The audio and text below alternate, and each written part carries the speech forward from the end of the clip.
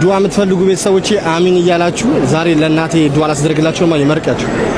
እናት አባታችሁ መልካም ያሰባችሁ አላህ ያሳካላችሁ። ያው እኔም በእናንተ ዱዓ ነው የተሳካልኝ።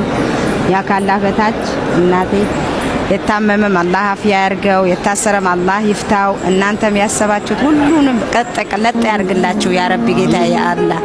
እናንተም ያሰባችሁት ሁሉም ሙስተጃብ አላህ ያርግላችሁ። አልወለደም ይውለድ ያ ረቢ ጌታ ያ አላህ። አላገባም ያግባ። ስደት ያላችሁ ያ ረቢ ቤተሰብ የናፈቃችሁ ከቤተሰብ አላህ ያገናኛችሁ። ያ እናንተም ቤተሰባችሁ ሙራ እንደምታደርጉ ሀጅ እንድታስደርጉ አላህ ያድርጋችሁ።